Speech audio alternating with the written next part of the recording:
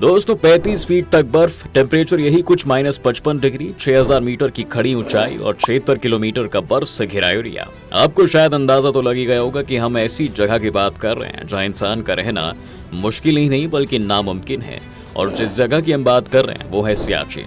जी हाँ दोस्तों, लेकिन इस नामुमकिन काम को मुमकिन जिन लोगों ने बनाया वो कोई और नहीं बल्कि हमारी आर्मी ही है। जी हाँ, वही आर्मी जो ऐसी हड्डी गला देने वाली ठंड में भी देश की रक्षा और उसकी इंटीग्रिटी को बनाए रखने के लिए दुश्मन सेना के सामने एक दीवार बनकर खड़ी रहती है। और ये सेना अभी पिछले कुछ सालों से नहीं बल्कि 1984 से आज तक सियाचिन में खड़ी है। 1984 में पाकिस्तान ने सियाचिन को लेकर जो घटिया हरकत करने की कोशिश की थी उसका भारत ने मुंह तोड़ जवाब दिया और सियाचिन पर भारत का तिरंगा फहरा दिया। अब आप सोच रहे होंगे कि हम आपसे यहाँ ऑपरेशन मेघदूत की बात करने वाले हैं, लेकिन नहीं दोस्तों, हम यहाँ आज बताने वाले हैं कि आखिर कैसे इतने सालों से भारत बर्फ से ढके इन पहाड़ों पर खड़ा है और कोई क्यों उसे आज तक माउंटेन वॉरफेयर में टक्कर नहीं दे पाया और क्यों भारत को absolute God of mountain warfare कहा जाता है। तो डिस्कशन बहुत ही इंटरेस्टिंग होने वाली है, बने रही है वीडियो के अंत तक। दोस्तों, इस कहानी की शुरुआत होती है 1984 में, जब पाकिस्तान एक घटिया साजिश के चलते सियाचिन ग्लेशियर को अपने कब्जे में लेने के मकसद से कुछ सीक्रेट प्लान्स बनाता है। दरअसल पाकिस्तान 1980 के दशक से ही सियाचिन को लेकर कुछ बड़ा करने की प्लानिंग कर रहा था, इसलिए उसने जर्मनी से माउंटेन क्लाइंबिंग के स्पेशल इक्विपमेंट्स का बल्क में ऑर्डर किया हुआ था। लेकिन ये बात इंडियन आर्मी के खुफिया विभाग को पता चल जाती है और पाकिस्तान का ये सीक्रेट प्लान ज्यादा दिनों तक सीक्रेट नहीं रह पाया। बस फिर क्या था, इंडियन आर्मी को जैसे ही ऑर्डर मिले उन्होंने तुरंत कार्रवाई करते हुए पाकिस्तानी सेना पर ऑपरेशन मेघदूत चलाया और सियाचिन को अपने कब्जे में ले लिया। और 17 अप्रैल को सियाचिन की बर्फीली चोटी पर देश का तिरंगा फहरा दिया जाता है। उस दिन से लेकर आज तक भारत को कोई भी सियाचिन से हटा नहीं पाया है। आपको बता दें दोस्तों कि सियाचिन ग्लेशियर 76 किलोमीटर लंबा ग्लेशियर है जो हिमालय की ईस्टर्न काराकोरम रेंज में बढ़ता है।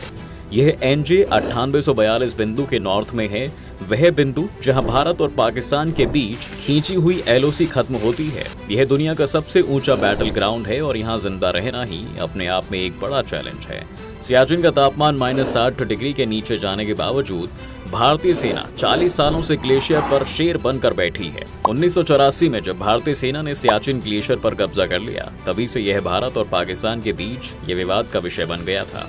जी हाँ दोस्तों, लेकिन लोगों के मन में जो सवाल उठता है वो ये है कि आखिर कैसे भारतीय सेना इतनी एक्सट्रीम कंडीशंस में भी माउंटेन वॉरफेयर को डोमिनेट कर पाने में इतनी सक्सेसफुल है, और क्या इस बात से ये प्रूव हो जाता है कि इंडियन आर्मी दुनिया की बेस्ट माउंटेन ट्रूप है।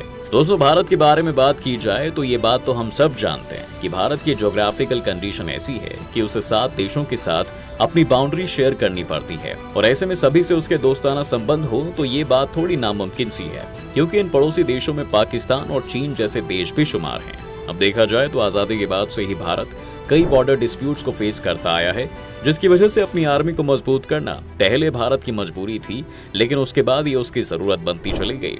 एक तरफ जहां इंडिया लगातार पाकिस्तान के साथ बॉर्डर डिस्प्यूट को हैंडल कर रहा था, वहीं दूसरी तरफ चीन भी एक राइवल की तरह बनकर भारत के खिलाफ खड़ा होने लगा और चीन इंडिया पर लगातार अटैक करने के बहाने ढूंढ रहा था। फिर उसे 1959 में यह मौका मिल भी गया जब दलाई लामा को पहली बार इंडिया ने अपने देश में पनाह दी, जिसका रिजल्ट ये हुआ कि भारत और चीन के बीच 1962 में युद्ध छिड़ जाता है। हालांकि इसके पीछे और भी कई कारण थे, लेकिन इस युद्ध के बाद इंडिया को अपनी कमजोरियों का पता चला और धीरे धीरे इंडिया ने इस तरफ ध्यान देना शुरू कर दिया। दरअसल इंडिया ये बात मान चुका था कि पाकिस्तान के साथ लड़ना आसान क्यों है और क्यों चीन के साथ लड़ाई में वो कमजोर पड़ रहा है। इसका कारण था कि पाकिस्तान के साथ तो हम पूरी तरह से प्लेन्स में लड़ रहे थे, लेकिन चीन के साथ युद्ध में जो चीज भारतीय सेना के लिए मुश्किल बनी हुई थी वो थी हिमालय माउंटेन रेंज। आइए अब बताते हैं कि कैसे। दोस्तों, अगर LAC यानी कि लाइन ऑफ एक्चुअल कंट्रोल की बात की जाए तो उसका ऑल्टीट्यूड काफी हाई है, जो इंडियन आर्मी के लिए एक चैलेंज बन गया था। ऐसे में बहुत जरूरी हो जाता है कि एक बड़ी ट्रूप भेजने के बजाय वेल ट्रेन्ड और स्किल्ड आर्मी को ही वहां भेजा जाए, जिससे कम से कम कैजुअलिटीज हो और सेना की ताकत बनी भी रहे, क्योंकि सियाचिन एक बहुत ही वल्नरेबल एरिया है जहां न केवल दुश्मन बल्कि मौसम भी आपके अगेंस्ट है। ऐसे में दुश्मन आपके कमजोर होने का इंतजार बड़ी बेसब्री से करता है और जहाँ आप चूके वहाँ दुश्मन आप पर भारी पड़ सकता है।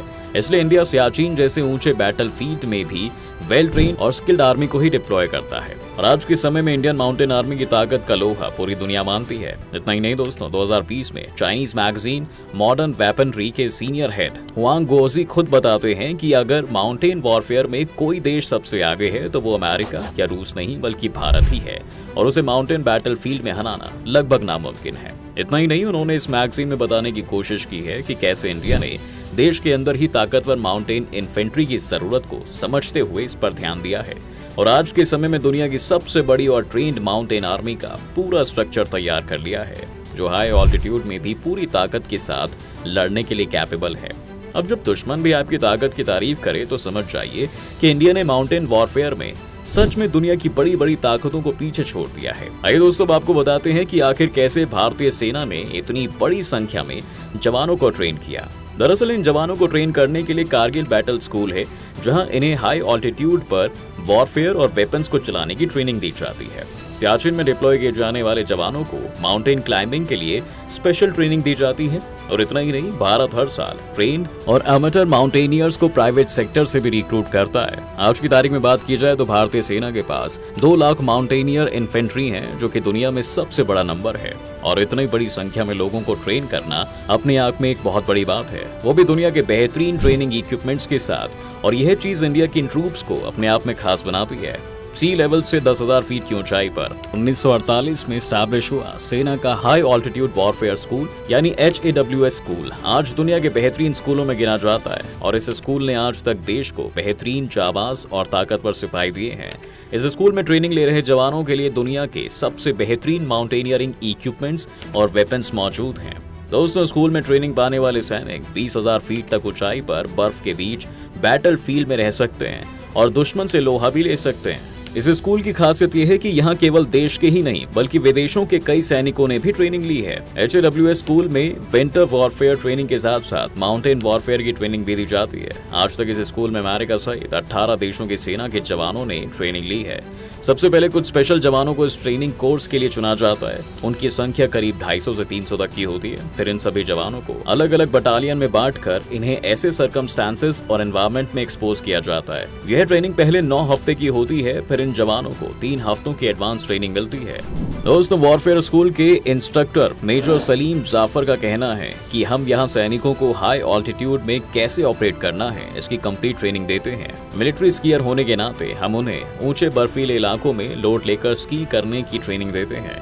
यह स्कूल अपने स्टूडेंट को सर्वाइवल की ट्रेनिंग भी देता है, जिसमें एक ट्रेनी को बर्फ के बने घरों यानी कि इग्लू में रहना पड़ता है। यहाँ उसका खाना पीना सब बर्फ में ही बनता है। और हम उन्हें एडवांस ट्रेनिंग भी देते हैं, जिससे वो कॉम्प्लेक्स ज्योग्राफिकल कंडीशन वाले इलाकों में रहने के लिए खुद को काबिल बना पाते हैं। इतना ही नहीं, वो अपने इन ट्रेनिंग स्कूल में दुनिया की बेस्ट माउंटेनियर ट्रेनिंग भी लेकर आते हैं, जो इन स्कूल्स के सैनिकों की ट्रेनिंग को एक और अलग लेवल देते हैं। ट्रेनिंग के दौरान जो कोर्सेज होते हैं उनमें हाई ऑल्टीट्यूड की बर्फीली चोटियों पर स्की, पेट्रोल और एवेलांच रेस्क्यू जैसे कोर्सेज भी इंक्लूडेड होते हैं। स्की पेट्रोल के जरिए ऊंचे से ऊंचे जंग के मैदान में जवानों तक सहायता पहुंचाना, 20,000 फीट तक के ऊंचे पोस्ट पर रहने की कैपेबिलिटी सैनिकों में पैदा करना और ट्रेनिंग में जवानों को -20 से -60 के तापमान और 20 से 35 फीट तक की बर्फ में रहने के लिए ट्रेन किया जाता है। जब लेह में चीन और भारत के बीच झड़प हुई थी दोस्तों, उसमें भी चीन के सैनिकों को पछाड़ने वाले गलवान के बलवान भी इस स्कूल के सैनिक ही थे।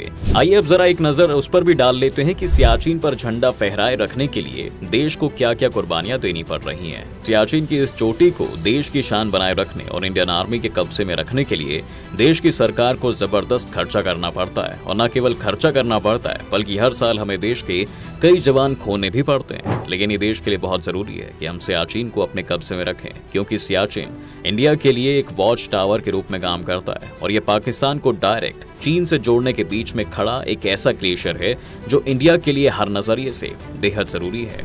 आपको शायद जानकर हैरानी होगी कि इस रीजन पर कंट्रोल बनाए रखने का एक दिन का खर्च 5 करोड़ रुपए आता है। और इतना ही नहीं दोस्तों, अब तक सिर्फ क्लोथिंग और माउंटेनियरिंग इक्विपमेंट्स की बात की जाए तो भारत सरकार इस पर 7500 करोड़ रुपए खर्च कर चुकी है और आज तक 870 भारतीय सिपाही यहाँ देश की रक्षा में अपनी जान गंवा चुके हैं।